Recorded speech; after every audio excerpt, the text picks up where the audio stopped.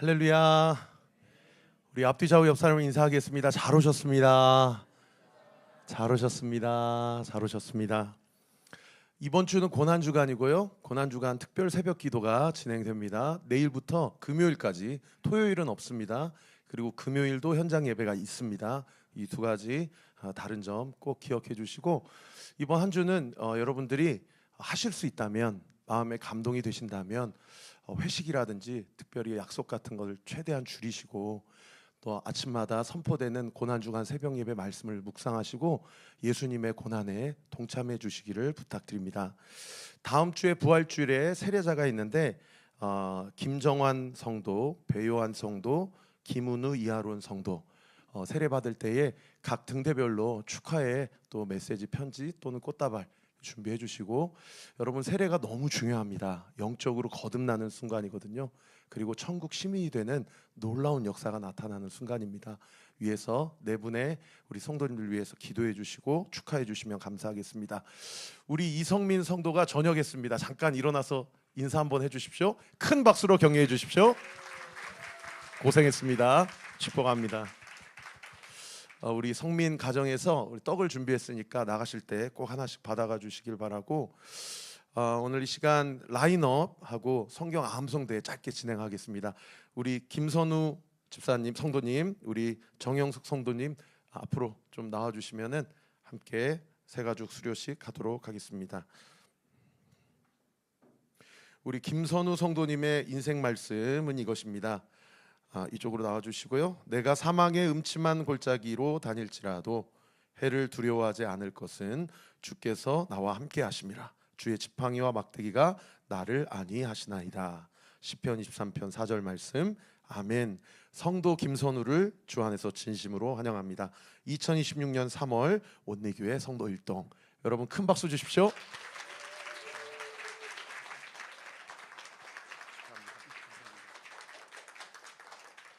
우리 정영숙 성도님의 인생 구절입니다. 너희는 두려워하지 말고 가만히 서서 여호와께서 오늘 너희에게 행하시는 구원을 보라. 출애굽기 14장 13절 말씀. 성도 정영숙을 진심으로 환영합니다. 2026년 3월 온리교회 성도 일동, 큰 박수로 격려해 주십시오. 앞에 보시고요. 차렷 인사. 우리 선호 집사님 내려가는 거 좀 도와주시고, 우리 정영숙 성도님이 요 앞으로 나와주시면은 바로 성경 암송 구절 1등 하셨습니다. 박수 주세요. 새 가족이 1등 하니까 제가 얼마나 민망하고 또 감사하기도 하든지. 12구절 쭉 외울 텐데 한 구절 한 구절, 뭐 시편, 뭐 로마서 몇 절 몇 절 하면은 아멘 하면 여러분들이 계속 아멘 아멘 해주시면 감사하겠습니다. 시작. 너희는 이 세대를 본받지 말고 오직 마음을 새롭게 함으로 변화를 받아 하나님의 선하시고 기뻐하시고 온전하신 뜻이 무엇인지 분별하도록 하라. 로마서 12장 2절 말씀. 그는 시냇가에 심은 나무가 철을 따라 열매를 맺으며 그 잎사귀가 마르지 아니함 같으니 그가 하는 모든 일이 다 형통하리로다. 시편 1편 3절 말씀. 만물의 마지막이 가까이 왔으니 그러므로 너희는 정신을 차리고 근신하여 기도하라. 무엇보다도 뜨겁게 서로 사랑할지니 사랑은 허다한 죄를 덮느니라. 베드로전서 4장 7절 8절 말씀. 그를 향하여 우리가 가진 바 담대함이 이것이니 그의 뜻대로 무엇을 구하면 들으심이라. 요한 1서 5장 14절 말씀. 무리와 제자들을 불러 이르시되 누구든지 나를 따르거든 자기를 부인하고 자기 십자가를 지고 나를 따를 것이니라. 마가복음 8장 34절 말씀. 예수께서 이르시되 할 수 있거든이 무슨 말이냐. 믿는 자에게는 능히 하지 못할 일이 없느니라 하시니. 마가복음 9장 23절 말씀. 그가 찔림은 우리의 허물 때문이요 그가 상함은 우리의 죄악 때문이라. 그가 징계를 받음으로 우리는 평화를 누리고 그가 채찍에 맞음으로 우리는 나음을 받았도다. 이사야 53장 5절 말씀.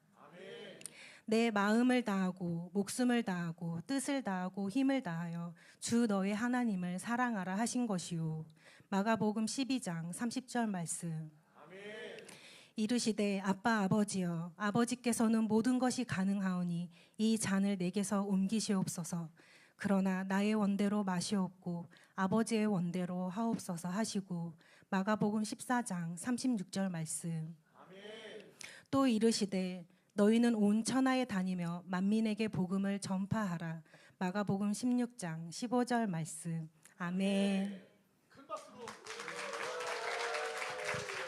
이거 받아가세요. 네, 상품권 전달하겠습니다. 들어갈 때까지 박수 주십시오. 축복합니다. 감사합니다. 자, 4월부터 6월까지도 12구절 암송해 주시고 여러분 상품권 받아가십시오. 기도하겠습니다. 아버지 하나님 감사합니다. 오늘 종려주의를 맞이하여서 종려나무 가지를 흔들며 어린 나귀 새끼를 타고 예루살렘 성의 왕으로, 특별히 겸손의 왕으로 입성하신 예수님, 예루살렘 성에만 입성하신 것이 아니오 오늘도 이 시간 우리의 마음 가운데 찾아오셔서 우리 마음의 중심에 좌정하시고 우리 인생의 왕으로, 이 교회의 머리로, 모든 열방과 이 민족과 모든 세계의 유일한 왕으로 임하시고 통치하시고 다스리고 계시는 줄 믿습니다. 그 믿음 가지고 오늘도 주의 말씀을 들을 때에 우리 사랑하는 성도들 이 말씀 듣고 힘을 얻게 하여 주옵소서. 이 말씀을 듣고 주님의 은혜와 능력과 지혜가 온전히 공급되는 은혜 역사 있게 하여 주시옵소서. 말씀 붙들고 이번 한 주도 승리하며 살아가도록 역사하여 주옵소서. 예수의 이름으로 명하노니 예배를 방해하고 말씀 듣지 못하게 하는 모든 어둠의 세력은 예수의 이름으로 떠나갈 지어다. 우리 마음을 묶이게 하고 병들게 하고 실족하게 하고 의심하게 하고 하나님 앞에 감사하지 못하게 하는 모든 사탄 마귀의 관계는 예수의 이름으로 떠나갈 지어다. 예수님의 이름으로 기도합니다. 아멘. 예수님께서 겟세마네 동산에서 기도하시고 특별히 가룟 유다의 배신으로 말미암아 대제사장들과 지도자들에게 잡혀가셨습니다. 사실 이 종교 지도자들, 대제사장들과 지도자들은 이 사형 집행권이나 사법권이 없는 상태였어요. 그런데 그 예수님을 잡아 죽이고자 사병을 고용하여서 이 겟세마네 동산에 자신들이 부리는 사병을 보냈죠. 그리고 이 가룟 유다가 이 키스를 하면 그 사람이 예수인 줄 아시오라고 가장 친밀한 행위로 가장 극적으로라고 표현해야 될까요?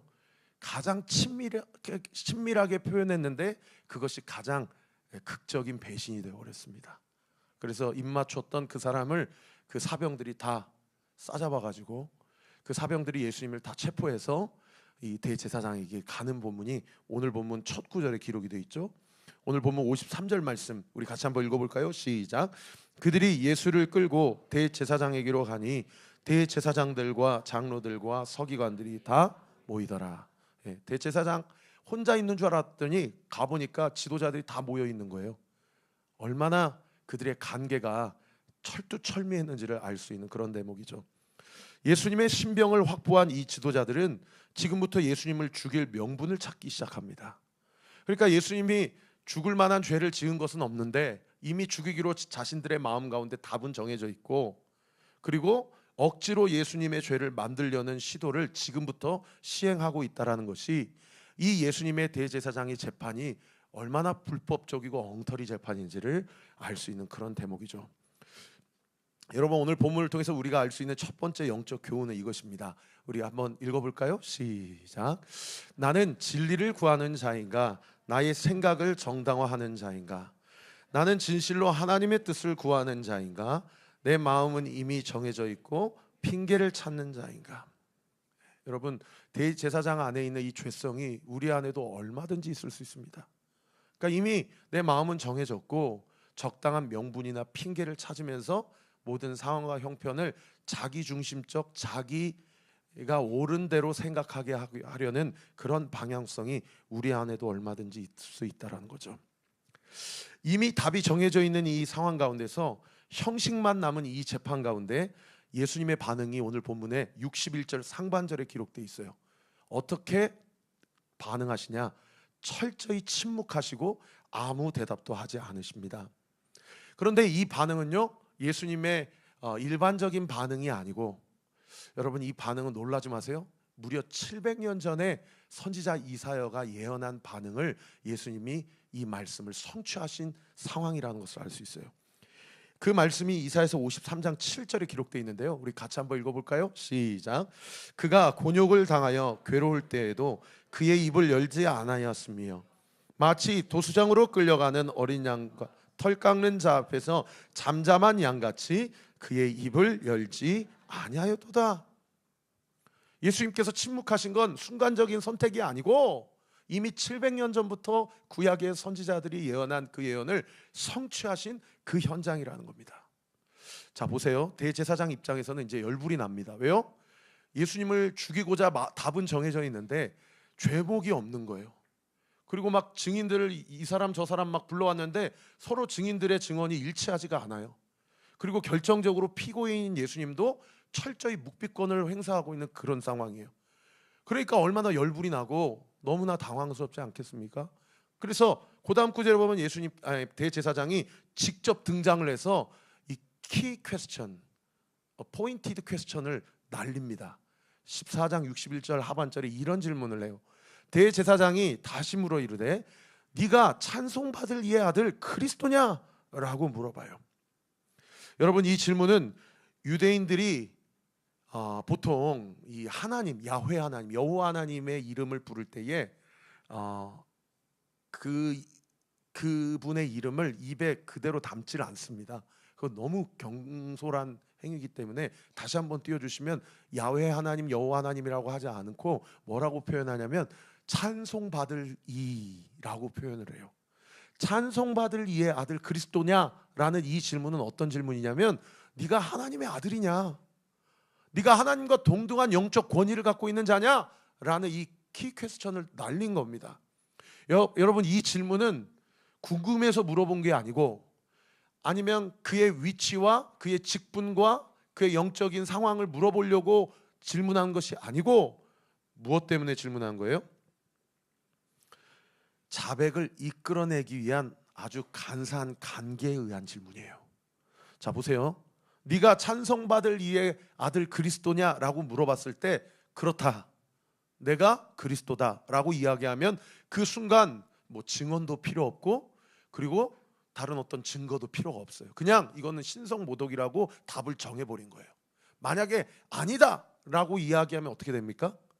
3년 동안 예수님이 자기 자신이 누구인지를 계시한 그 예수님이 스스로 하신 자기 계시에 대해서 자기가 부정한 꼴이 되어버리는 거예요. 그러니까 이 질문이 왜 퀵 퀘스천이냐면 이렇게 질문해도 예수님을 코너로 몰 수 있고 저렇게 질문해도 예수님을 코너로 몰 수 있는 질문이 바로 이 질문이라는 거죠. 자, 아이러니하게도 이 상황 가운데서 우리는 줌을 좀 당겨야 됩니다. 이 질문에 과연 예수님이 뭐라고 대답하셨는가라고 생각해 보기 전에 여러분 지금 이 상황을 한번 영적으로 한번 분석해 보십시다. 지금 예수님이 누구의 신문과 질문을 받고 있습니까? 대제사장, 그 당시 최고 종교 지도자입니다. 그 당시 최고 종교의 지도자에게 신문과 질문을 받고 있어요. 그런데 우리는 영안을 열어서 한번 이 상황을 분석해 보십시다. 여러분 유일한 재판장, 유일한 질문을 내리실 수 있는 분은 누구십니까? 지금 아이러니하게도 신문을 받고 있는 예수님이세요. 이걸 영적으로 줌을 당겨서 보면 이 상황과 형편이 완전히 역전됐다라는 것을 알 수 있는 그런 대목이에요. 저는 분명히 믿습니다. 나중에 예수님 재림하여 다시 오실 때 그분이 성경에 의하면 유일한 심판주로 오실 거라고 말씀하거든요. 예수님이 다시 오실 때에 2000년 전에 죽었던 대제사장도 부활하게 될 것이고요. 유일한 재판장이신 예수님께 신문받고 재판받게 될 것입니다. 믿으시면 아멘. 그때 예수님이 대제사장에게 뭐라고 질문하겠어요? 제가 예수님이라면 이렇게 질문할 것 같아요. 너 2000년 전에 나한테 그렇게 질문했지? 너 어떻게 나한테 그럴 수 있어? 저라면 이렇게 질문할 것 같아요. 그런데 예수님은 이런 질문을 하지 않으실 것입니다. 그리고 대제사장에게 이렇게 질문하시겠죠. 너 대제사장이고 너 목회자고 너 무엇보다 누구보다도 성직자 중에 성직자인데 너의 인생의 주인은 누구였느냐? 라고 물어보실 것입니다. 여러분, 이 질문은 주님이 다시 오실 때 대제사장에게만 하시는 질문이 아니요, 오늘을 살아가는 우리에게도 동일하게 질문하실 것입니다. 오늘 이 본문은 예수님께서 재판장 앞에 신문받고 있는 상황이지만, 여러분, 궁극적으로 주님의 때가 오면 우리 모두가 진정한 재판장 되신 예수님께 질문받는 날이 올 줄 믿으시기 바랍니다. 그래서요, 예수님은 두 번째 교훈 이것입니다. 우리에게 이렇게 질문할 거예요. 네 인생의 주인이 정말 나였느냐? 나는 너에게 어떤 의미가 있었느냐? 라고 질문할 것이라는 것이죠. 여러분, 최종 심판권이 반드시 전환되는 시점이 온다라는 생각으로 두렵고 떨린 마음으로 이 말세를 살아가는 저와 우리 모든 성도들 되시기를 예수님의 이름으로 축원합니다. 네가 하나님이냐? 네가 네 자신과 하나님을 동등한 위치에 두느냐? 네가 찬송받을 이의 아들 그리스도냐? 라고 물었던 대제사장의 질문에 예수님께서 오늘 62절에 이렇게 답변하십니다. 우리 같이 한번 읽어볼까요? 시작. 예수께서 이르시되 내가 그니라. 인자가 권능의 우편에 앉은 것과 하늘 구름을 타고 오는 것을 너희가 보리라 하시니. 여러분, 이 62절에 답변하시기 직전에 예수님의 스탠스는 철저히 어떤 스탠스였다고요? 침묵하셨어요. 철저히 묵비권을 행사하셨습니다. 그런데 대제사장이 키 퀘스천을 날리니까 그 질문 앞에는 예수님께서 자기가 어떤 분이신지를 명확하게 드러내십니다. 다시 한번 띄워주시면은 내가 그니라 라고 해요. 따라합시다. 내가 그니라. 내가 그니라. 이 내가 그니라라는 헬라어 원어가 여러분 많이 들어보셨을 거예요. 에고 에이미라는 헬라어 원어예요. 여러분, 이 에고 에이미, 내가 그다, 직역하면 나는 존재하는 자다, 나는 스스로 있는 자다 라는 이 표현을 하나님께서는 언제 처음 쓰셨는가? 출애굽기 3장 14절에서 처음 쓰셨어요. 우리 같이 한번 읽어볼까요? 시작. 하나님이 모세에게 이르시되 나는 스스로 있는 자니라. 또 이르시되 너는 이스라엘 자손에게 이같이 이르기를 스스로 있는 자가 나를 너희에게 보내셨다 하라. 아니 주님, 저렇게 파라오가 우리 민족들을 다 종노예살이 부리고 있는데 내가 갑자기 가가지고 이거 네 백성 아니야, 이거 내 백성이야, 다 나오게 허락해 라고 하면 누가 나를 보냈다고 하리까? 라고 모세가 하나님께 물었을 때 내가 스스로 있는 자니 스스로 있는 자가 너희를 보낸다 이야기하라 라고 할 때 처음으로 하나님이 자기의 정체성을 드러내셨던 표현이 에고 에이미라는 표현이에요. 이 표현을 예수님이 십자가에 달려 죽으시기 직전에 대제사장 앞에서 한 번 더 하셨다는 거예요. 여러분, 예수님께서 우리는 어떻게 생각하냐면 하나님의 아들이다 라고만 생각해요. 그러니까 제가 어떤 성도님들께 어떤 얘기까지 들었냐면, 목사님, 예수님도 하나님의 아들이고 저도 하나님의 자녀니 예수님하고 저하고는 형님 동생 사이 아닙니까? 이렇게 질문도 받아본 적이 있어요. 여러분, 하나님이신 예수님, 하나님의 아들이라고 표현하는 것은 그분의 속성과 성품을 표현하기 위해서 아들이란 표현을 대신 차용하는 것이지, 여러분 잘 들으십시오. 예수님은 하나님이십니다. 아멘. 이게 에고에임이에요. 에고에임이. 내가 그니라 라고 말씀하신 묵비권을 버리시고 자신이 누구신지를 명명백백하게 드러내신 예수님께서 그 다음 표현에는 뭐라고 말씀하시냐, 이렇게 표현해요. 내가 그니라 인자가 권능의 우편에 앉은 것과 라고 표현을 하십니다. 여러분, 이 말씀은 시편 110편 1편 말씀을 이용한 거예요. 시편 110편 1절 말씀 우리 같이 한번 읽어볼까요? 시작. 내 주에게 말씀하시기를 내가 내 원수들로 내 발판이 되게 하시기까지 너는 내 오른쪽에 앉아있으라 하셨도다. 여러분, 이 말씀 한번 계속 띄워주시고 잘 보셔요. 눈으로 한번 따라와 보세요. 여호와께서 내 주에게, 질문 있습니다. 내 주는 누구예요? 여호와께서는 누구예요? 성부 하나님. 내 주는 누구예요? 성자 예수님이에요. 이거 지금 시편 110편 누가 썼어요? 다윗이 썼어요. 다윗이 성부 하나님이 성자 예수님께 하신 말씀을 옆에서 들은 거예요. 그리고 기록한 본문입니다. 여호와께서 성부 하나님께서 성자 예수님께 말씀하시기를 내가 성부 하나님이 내 원수들로 성자 예수님의 원수들로 내 발판이 되기까지, 다른 번역 성경에 네 원수가 너의 발 앞에 굴복할 때까지 너는 어디에 앉아 있어라? 성부 하나님이 성자 예수님께 내 오른편에 앉아 있으라 라고 말씀하셨다라는 거예요.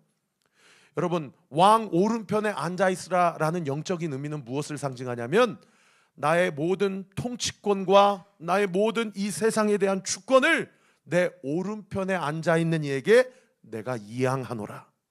이제 모든 통치권과 주권이 이에게 있도다 라는 것을 다윗이 기도하는 중에 환상으로 본 것입니다. 이 말씀대로 예수님이 대제사장 앞에서 내가 그니라 라고 하시면서 아까 62절 다시 한번 띄워주세요. 인자가 권능자의 우편에 앉은 것과 라고 표현을 하신 것입니다. 그리고 그 다음 하이라이트 한번 쳐주세요. 인자가 권능의 우편에 앉은 것과 하늘의 구름을 타고 오는 것을 너희가 어떻게 할 것이다? 볼 것이다 라고 이야기한 거예요. 여러분, 인자가 권능의 우편에 앉은 것은 시편 110편을 인용한 말씀이라고 한다면 오늘 이 하이라이트, 하늘의 구름을 타고 오는 것을 너희가 보리라 라는 이 말씀은 다니엘서 7장 13절을 인용한 말씀입니다. 우리 같이 한번 읽어볼까요? 시작. 내가 또 밤 함상 중에 보니 인자 같은 이가 하늘 구름을 타고 와서 옛적부터 항상 계신 이에게 나아가 그 앞으로 인대되매.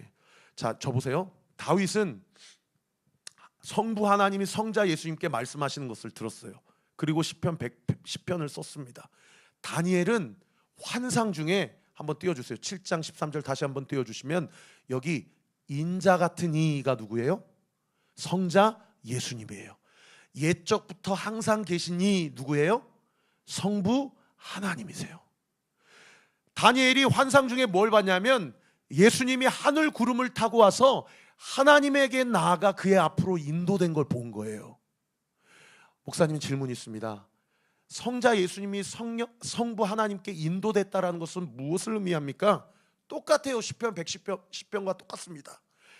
성부 하나님의 주권과 통치권이 성자 예수님께 이양되었다라는 것을 의미하고, 지금은 성자 예수님의 통치와 주권 아래 진행되고 있는 우리의 삶이라는 것을 예표하는 구절이에요.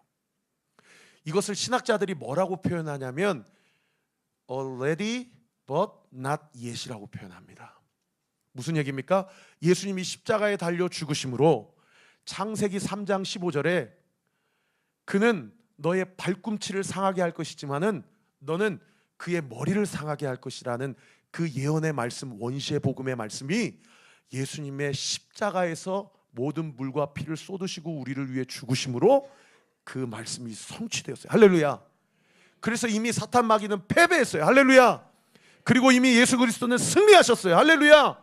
그리고 그 모든 통치권과 주권이 성부 하나님으로부터 성자 예수님께 이양됐다라는 것을 예표하는 예언 구절이 시편 110편 1절과 다니엘서 7장 13절 말씀인데, 이 두 가지 예언 말씀을 인용하셔서 예수님께서 대제사장 앞에 에고 에이미, 출애굽기 3장, 내가 하나님 보좌 우편에 앉아 있느니라, 시편 110편, 내가 구름 타고 다시 올 것을 너희가 보리라, 다니엘서 7장 13절로 자기가 누구이신지를 너무 선명하게 드러내시고 계시하셨다 이 말입니다.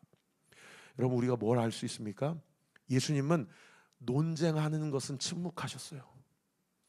그런데 정체성을 묻는 질문에는 십자가를 감당하시고 십자가를 모든 것을 다 감당하실 것을 결정하시기까지 자신의 정체성을 드러내는 데는 주저하지 않으셨다는 것을 의미합니다. 사랑하는 성도 여러분, 논쟁하고 말싸움하는 자리는 피하십시오. 논쟁에서 사람이 바뀌는 것이 아닙니다.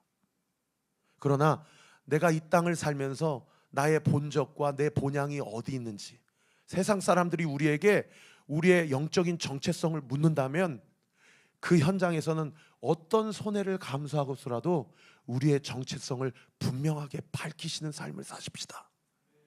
그럴 때 하나님께서 우리의 삶을 책임져 주실 줄 믿으시기 바랍니다. 제가 이렇게 설교하면 성도님들이 많이 질문해요. 목사님, already but not yet. 알겠습니다. 그래서 이미 하나님이 이 땅 가운데 통치하시고 다스리시고 예수님만이 우리의 삶의 주인 되시고 주권자가 되심을 알겠습니다. 그런데 왜 우리의 삶은 이렇게 힘들죠? 그런데 왜 이렇게 사탄 마귀는 지금도 시퍼렇게 살아서 베드로전서에서 이야기한 것처럼 우는 사자와 같이 두루 삼킨 자를 찾고 다니죠? 예수님의 승리가 완벽하지 않으신 거 아닙니까?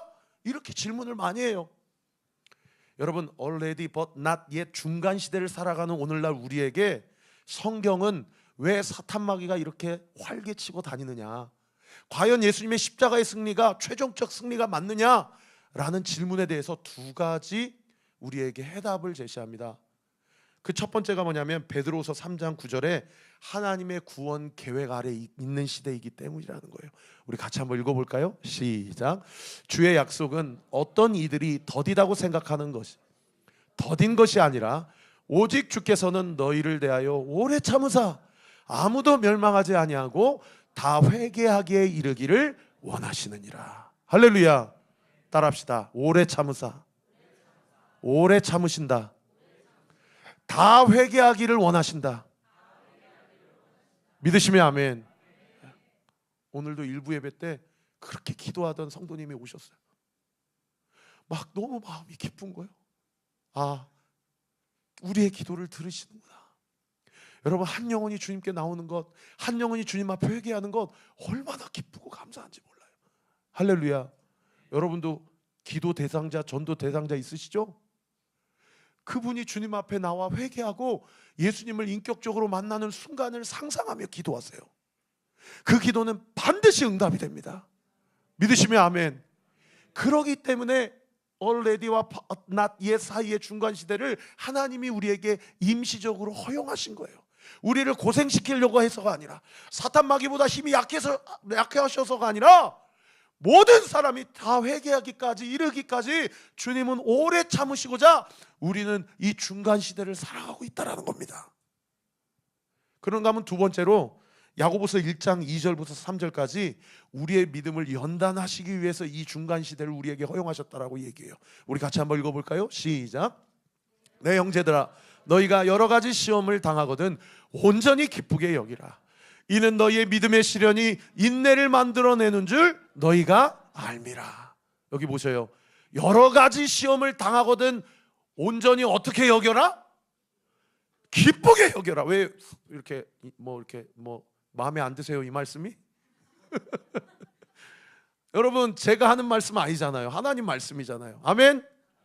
여러 가지 살면서 시험과 고난과 슬픔과 아픔과 상처를 당하거든 온전히 어떻게 여겨라? 기쁘게 여겨라. 할렐루야. 왜요? 너희의 믿음의 시련이 인내를 만들어낸다는 거예요. 인내를 만들어요. 너희의 믿음의 시련이 인내를 만들어낸다라는 거예요. 그렇기 때문에 우리는 already but not yet의 중간 시대를 살아가고 있다라는 것입니다. 여러분, 세 번째 교훈은 이것입니다. 우리 같이 한번 읽어볼까요? 시작. 나는 예수님이 더디 오심을 감사하게 생각하고 있는가? 나는 나에게 주어진 고난을 감사함으로 잘 감당하는가? 제가 힘들 때 제가 습관적으로 어떻게 기도하는지를 발견했냐면, 주님 빨리 좀 오셔요. 주님 지금 와주시면 안 됩니까? 그냥 빨리 주님 오셔서 다 심판받을 자들 심판하시고 구원하실 자들 다 구원해 주시고, 저 이제 이 땅에서 슬픔도 고난도 고통도 없는 곳에서 영원히 살고 싶으니까 좀 빨리 좀 오세요. 근데 제가 목회하면서 기도 대상자들, 전도 대상자들이 한 분 한 분 우리 교회 등록하시는 과정을 보면서 그 기도가 얼마나 이기적인 기도인지를 깨닫게 됐어요. 그 기도가 얼마나 자기중심적인 기도인지를 깨닫게 됐어요. 여러분, 주님이 구원하시기로 작정된 자들이 우리 교회를 통해서 온전히 구원받을 수 있도록 우리 현재 우리에게 주어진 고난을 기쁨으로 여기고 잘 연단 받으십시다. 마지막으로, 내가 그니라, 내가 하나님 보좌 우편에 앉아 있는 자요, 내가 장차 하늘 구름을 타고 오는 것을 너희가 보리라 라고 말씀하신 이 예수님의 말씀 앞에 대제사장의 반응이 어떻게 기록되어 있습니까? 오늘 본문 63절 말씀 우리 같이 한번 읽어보십시다. 시작. 대제사장이 자기 옷을 찢으며 이르되 우리가 어찌 더 증인을 요구하리요. 자기 옷을 갑자기 막 확 찢어버렸어요. 여러분, 자기 옷을 찢는다는 얘기는 무슨 얘기냐? 이 유대인들이 자기 옷을 찢는 경우는 하나님의 이름이 모독당했을 때, 큰 충격과 분노에 사로잡혔을 때 자기 옷을 찢어요. 그런데 여러분, 레위기 21장에 가보면 제사장의 규례가 기록되어 있는데, 레위기 21장 10절에 대제사장은 뭘 하지 말라고 명확하게 기록해 놓느냐? 자기 옷을 찢지 말라고 기록하고 있어요. 자기 옷을 찢으면 안 된다고. 그러니까 여러분, 이 자기 옷을 찢은 이 예수님 앞에서의 대제사장의 이 행위는 어떤 행위예요? 자기 의의를 드러내는 행위고, 자기 의의를 드러내면 드러낼수록 어떻게 돼요? 하나님의 말씀을 범죄하는 길로 이게 맞물려 있다라는 것을 깨닫게 되는 그런 본문이에요. 율법을 지키고 가르쳐야 할 대제사장이 오히려 율법을 어기고 있는 그런 상황 가운데 있는 것이죠. 사랑하는 성도 여러분, 적으셔요. 신앙생활은 이 한 문장으로 다 결론을 내릴 수 있습니다. 신앙생활, 믿음생활은 주권 문제입니다. 너의 인생의 주인이 누구냐라는 문제예요. 교회를 다니고 말씀을 묵상하고 신앙생활을 하지만 자기 인생의 주인이 바뀌지 않는 사람의 정체성은 종교인입니다. 그러나 자기 인생이 바뀐 성도의 삶은 그리스도인의 삶이요, 예수 그리스도의 제자된 삶이에요. 이게 왜 중요하냐면, 자기 인생이 바뀌지 않는 종교인의 삶은 결국 하나님이 지키라 하는 말씀을 지킬 수 없을 뿐더러, 그리고 결국 자기 자신의 주인을 죽이게 되는 결과로까지 이어질 수 있다는 것이 무서운 지점이에요. 내가 그니라 라고 예수님이 자기 자신이 하나님이심을 드러냈잖아요. 이거 대제사장이 이 예수님의 자기 계시를 들었을 때 그 에고 에이미의 의미가 무슨 의미인지 알았을까요? 몰랐을까요? 분명히 알았거든요. 그러니까 이 대제사장의 양심은 저분이 하나님이심을 알고도 자기 주인이 바뀌질 않으니 결국 하나님을 죽이는 자로까지 그 결과가 이어질 수밖에 없다라는 것입니다. 사랑하는 성도 여러분, 자기 주인이 바뀌지 않으면 하나님을 위해 하는 모든 분노와 옷찢음이 결국 하나님의 분노를 일으키는 대로 이어질 수 있다는 사실을 우리는 명심해야 합니다. 하나님을 위해 한다고 했던 분노, 이 분노라는 단어에 여러분의 감정의 상태와 믿음의 상태에 어떤 단어라도 집어넣어 보세요. 하나님을 위해 한다고 하는 무엇, 그 무엇이 하나님을 그 무엇되게 할 수 있다는 사실을 우리는 겸손한 마음으로 받아들일 수 있어야 합니다. 오늘 본문을 통해 네 번째 교훈 같이 한번 읽어볼까요? 시작. 하나님을 가장 잘 안다고 생각하는 사람이 하나님을 가장 강하게 거부할 수 있다. 하나님과 친밀한 사람은 하나님을 잘 안다고 생각하지 않는다. 오히려 더욱 주님을 알고 싶다고 고백한다. 대제사장이 자기 옷을 찢으니까 대제사장을 따르는 장로들과 하수인들과 심지어 종들, 하인들까지도 오늘 본문 마지막 구절에 어떤 반응을 보이냐? 너무나도 치졸하고 저급한 실체가 적나라하게 드러납니다. 우리 65절 말씀 같이 한번 읽어볼까요? 시작. 어떤 사람은 그에게 침을 뱉으며 그의 얼굴을 가리고 주먹을 치며 이르되 선지자 노릇을 하라 하고 하인들은 손바닥으로 치더라.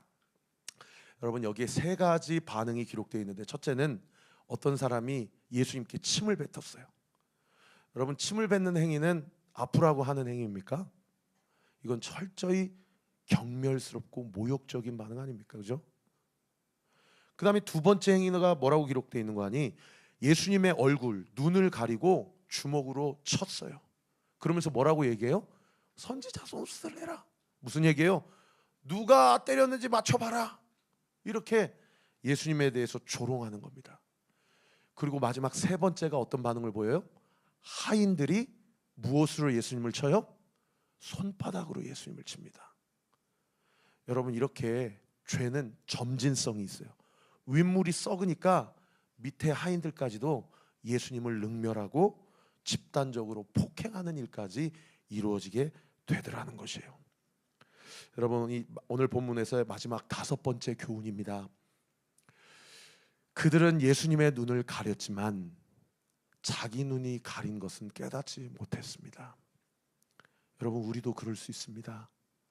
예수님은 누군가가 눈을 가린다고 해서 볼 수 없는 분이 아니세요.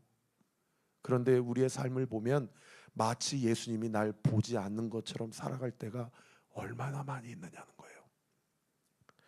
말씀의 결론을 맺겠습니다. 사랑하는 성도 여러분, 오늘 저는 이 본문을 통해서 5가지를 여러분과 함께 나누었습니다. 한번 쭉 제가 나열해 볼 테니 기억나시는 대로 마음에 새겨 주십시오. 첫 번째, 나는 진리를 구하는 자인가? 나의 생각을 정당화하는 자인가? 나는 진실로 하나님의 뜻을 구하는 자인가? 이미 내 마음은 정해져 있고 적당한 명분이나 핑계를 찾고 있지는 않은가? 두 번째, 예수님은 우리에게 너 그때 나한테 왜 그랬니? 라고 묻지 않으실 것입니다. 예수님은 나는 너에게 정말 어떤 의미가 되었느냐? 너의 인생의 주인이 정말 나였느냐? 라고 물으실 것입니다. 세 번째, 나는 예수님께서 더디 오심을 감사하게 생각하고 있는가? 그러므로 말미암아 지금 나에게 주어진 이 고난에 대해서 감사하며 주님 앞에 나아가고 있는가? 네 번째, 하나님을 가장 잘 안다고 하는 사람이 하나님을 가장 강하게 거부할 수 있습니다. 하나님과 친밀한 사람은 하나님을 잘 안다고 생각하지 않습니다. 여러분 마음 가운데 더욱 주님을 알고 싶다고 고백하게 되는 은혜가 있게 되길 바랍니다. 마지막 5번째, 혹시 나는 예수님의 눈을 가리면서 내 눈이 가리고 있다라고 생각하고 있지 못하는 것은 아닌가? 사랑하는 성도 여러분, 하나님은 우리의 삶을 보실 뿐만 아니라 우리의 삶의 모든 중심과 마음의 근원까지도 다 감찰하고 계시는 줄 믿으시기 바랍니다. 지난주에 우리 성도님께 그런 질문을 받았어요.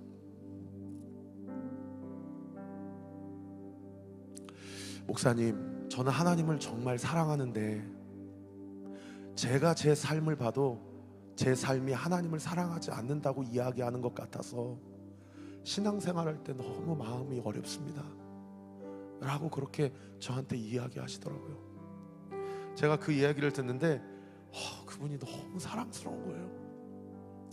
그리고 어떻게 이렇게 내 마음이랑 똑같을까? 여러분, 제가 그렇거든요. 여러분은 어떠세요? 입으로 대답하지 않으셔도 좋습니다. 마음으로 대답해 보세요. 여러분 정말 예수님을 사랑하십니까? 여러분 정말 여러분의 인생의 주인이 예수님으로 그렇게 그분의 주권 아래 거하며 그분께 물으며 그분의 통치와 다스림 가운데 살고 있습니까? 그런데 그 성도님이 저한테 그래요. 자기의 삶은 그렇지 않는 것처럼 따라가서 너무 고통스럽다는 거예요. 그래서 제가 그 성도님을 안아드렸어요. 그리고 그분을 위해 기도해드렸어요. 하나님, 이 목사의 삶의 고백도 이 성도의 삶의 고백도 우리가 주 안에서 동일한데 우리가 구원은 믿음으로 받는 것을 인정하고 믿지만 우리의 행위와 삶이 우리의 믿음을 증명하지 않는다고 한다면 어쩌면 오늘 본문에 나오는 대제사장과 서기관들과 장로들의 삶이 오늘 우리의 삶, 나의 삶 아닙니까? 주님께 그렇게 물어봤어요. 그래서 제가 그분께 그렇게 나눴어요. 구원은 믿음으로 받는 것이 맞습니다. 그러나 삶의 행위는 우리의 믿음을 증명하며 살아갈 수 있도록 주님께서 우리의 삶을 지도하시고 인도하십니다. 여러분 믿으시면 아멘. 여러분 저와 같이 그 성도님과 같이 동일한 질문을 하고 계시다면 제가 여러분께 한 가지 솔루션을 제안해 드리고 싶습니다. 믿음은 구원은 믿음으로 말미암아 우리에게 얻어지는 것이 맞지만 내 삶을 보니 우리의 믿음에 작동되지 않는 고민이 있는 성도님들이라면 여러분, 여러분의 삶을 더욱더 성령 하나님께 의탁하십시오. 여러분, 행위는, 우리의 삶은 우리의 의지로 되는 것이 아닙니다. 우리가 온전히 성령의 인도하심을 받을 때에 성령께서 우리의 삶을 통해 성화의 과정을 거쳐가게 하시고 우리로 예수님 닮아가도록 우리를 철저히 지도하시는 줄 믿으시기 바랍니다.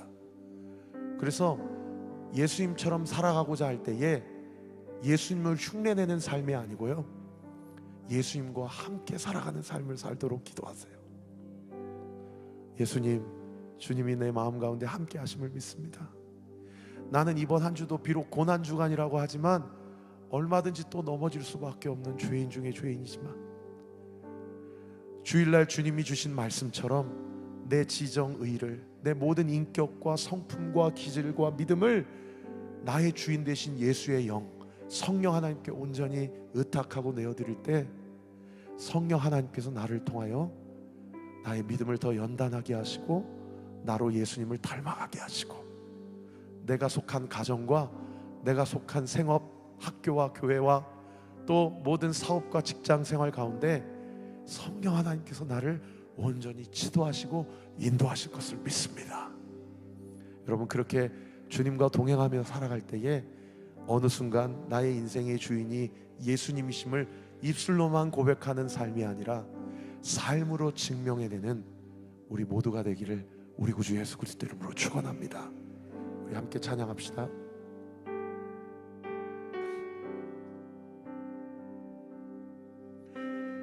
아버지 사랑 내가 노래해, 아버지 은혜 내가 노래해, 그 사랑 변함없으신, 거짓 없으신, 신실하신 그 사랑, 상한 갈 때 꺾지 않으시는, 꺼져가는 듯불 끄지 않는 그 사랑, 변함없으신, 거짓 없으신, 신실하신 그 사랑, 사랑, 그 사랑, 날 위해 죽으신, 날 위해 다시 사신 예수 그리스도, 다시 오실 그 사랑, 죽음도 생명도 천사도 하늘의 어떤 권세도 끊을 수 없는 영원한 그 사랑 예수. 아버지 사랑을 노래합니다.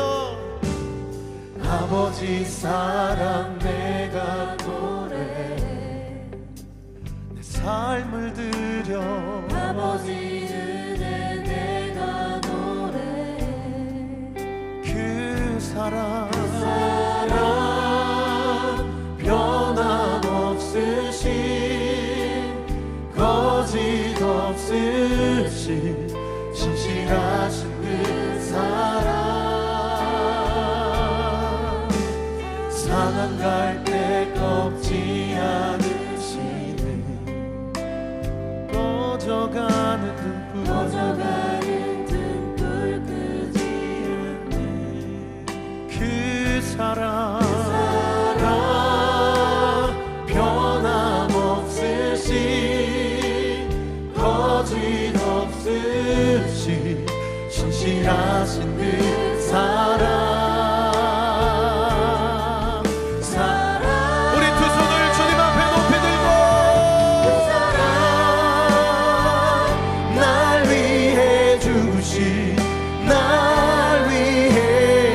사신 예수 그리스도, 다시 오실 그 사랑, 죽음도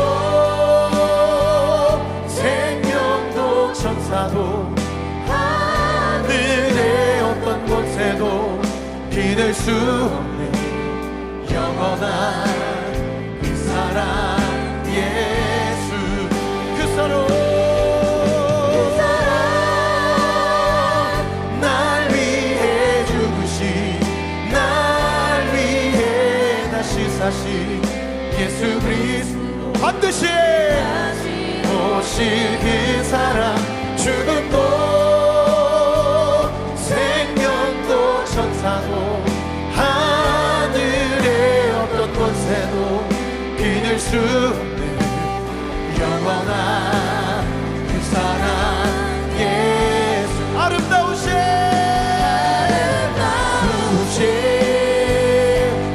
놀라우신, 할 수 없는 사랑,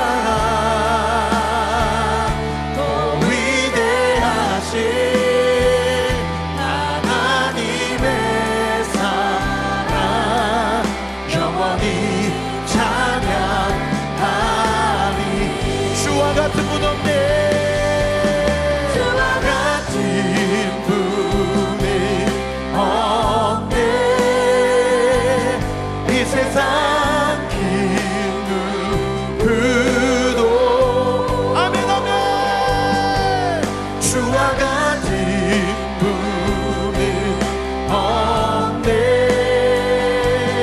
누구도 비길 수, 여러분 주님께 고백하세요. 주와 같은 분 없네.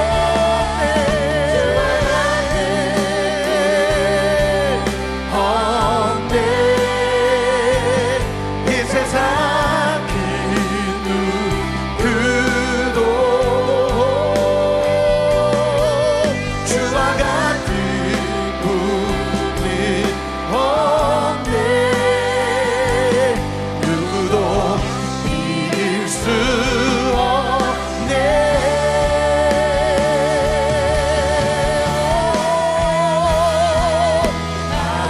아름다우신, 놀라우신, 할 수 없는 사랑, 위대하신 하나님의 사랑, 영원히. 우리 할 수 있으면 두 손을 주님 앞에 높이 들고, 아름다우신, 놀라우신, 할 수 없는 사랑, 위대하신 하나님의 사랑, 영원히 찬양하리. 사랑하는 성도 여러분, 제가 여러분께 강하게 도전합니다. 자기의 믿음 없는 삶의 행동의 결과로 인해서 절대 죄책감 느끼지 마세요. 여러분, 원래 우리는 그런 사람들입니다. 주님 없이는 우리는 얼마든지 주님을 배반하고 주님을 부인하고 주님을 저버리고 떠날 수밖에 없는 사람들이 우리예요. 여러분, 우리의 신앙의 관점과 초점을 어디에 둬야 됩니까?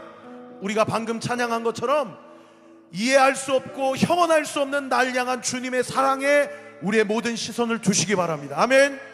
따라합시다. 나는 내가 주님을 버려도 주님은 날 버리지 아니하신다. 믿으시면 아멘. 여러분, 거기에 우리의 인생의 소망을 둡시다. 아멘.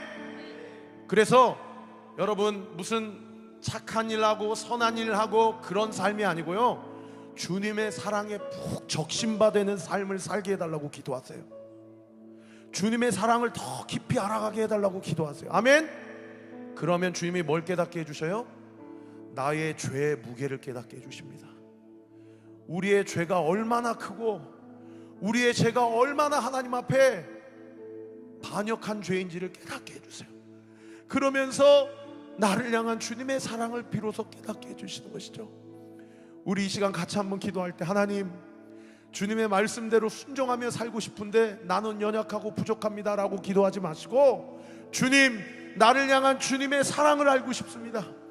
주님이 나를 살리시기 위해 모든 십자가를 지신 나의 죄의 무게를 깨닫기를 원합니다. 그러함으로 말미암아 주님의 사람으로 온전히 주님 앞에 세워지는 놀라운 은혜의 역사 있게 하여 주시옵소서. 우리 주여 세 번 부르짖고 기도합시다. 주여, 주여,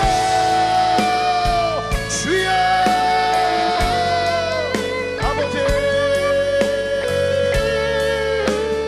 아버지 역사하여 주시옵소서. 아버지 은혜를 더하여 주시옵소서. 성령 하나님 붙들어 주시고, 내가 주님의 얼마나 엄청난 큰 사랑과 은혜를 받았는지를 비로소 깨닫고 하나님 앞에 온전히 나아가는 귀하고 복된 은혜의 역사 있게 하여 주옵소서. 아버지 믿음 가지고 주님 앞에 나아갈 때 하나님의 놀라우신 은혜와 은총이 우리의 삶 가운데 온전히 나타나고 드러나는 귀하고 복된 은혜의 역사 있게 하여 주옵소서. 성령 하나님 붙들어 주시고 날마다 주님의 마음을 구하고 아버지 하나님의 인생의 주인이시오 우리에게 주어진 삶에 하나님의 뜻이 온전히 나타나고 드러남을 믿음의 역사 가운데 나타나고 보여지는 귀하고 복된 은혜의 역사 있게 하여 주옵소서. 나를 결코 버리지 아니하시고 나를 결코 떠나지 아니하시는 하나님의 놀라우신 은혜와 능력이 우리의 삶 가운데 온전히 나타나고 드러나는 놀라운 은혜의 역사 있도록 주께서 은혜 베풀어 주시고 주님 함께하여 주시옵소서. 아버지 하나님, 우리의 눈을 밝히 보여주옵소서. 우리의 삶 가운데 하나님의 뜻이 온전히 나타나기를 원합니다. 우리의 삶이 온전히 주의 영광이 드러나기를 원합니다. 그 믿음이 부어지게 하여 주셔서 하나님의 놀라우신 은혜와 능력이 우리의 삶 가운데 온전히 나타나고 드러날 수 있도록 주께서 역사하시고 주님 은혜를 더하여 주시옵소서. 못나지 않습니다. 부족하지 않습니다. 이미 충분합니다. 이미 충만합니다. 주님 역사하시고 주님 은혜를 더하여 주시옵소서. 습관적으로 한숨 지고 습관적으로 부족하다 말하고 나는 너무 못난 인생이라고 이야기하는 그 모든 언어의 습관들, 생각의 습관들 예수의 이름으로 명하노니 우리 사랑하는 성도들의 모든 생각의 메커니즘 가운데서 묶임을 받고 떠나갈 지어다. 떠나갈 지어다. 떠나갈 지어다. 못나지 않습니다. 부족하지 않습니다. 너무 사랑받기 충분한 사람입니다. 얼마나 존귀한 사람인지 모릅니다. 주님이 우리를 사랑하시는 그 사랑이 얼마나 크고 오묘한지 모릅니다. 아버지, 그 사랑에 우리의 시선과 마음을 두게 하시고 그 자리에서 툴툴 털고 일어나는 역사 있게 하여 주시옵소서. 이 시간 예수의 이름으로 명하노니 모든 불면증, 우울증, 공황장애, 모든 마음의 낙심과 응어러진 것들, 모든 상처와 쓴뿌리들 이 시간 예수 그리스도의 이름으로 명하노니 예수의 이름으로 회복되게 될 지어다. 회복되게 될 지어다. 예수의 이름으로 깨끗이 낫게 될 지어다. 여러분, 아픈 곳, 오른손을 아픈 곳에 좀 얹으세요. 마음이 아프시면 마음에 오른손을 얹으세요. 나 여호와는 치료하는 하나님이냐? 내가 너에게 무엇을 해주기를 원하느냐? 주님, 제가 낫기를 원합니다.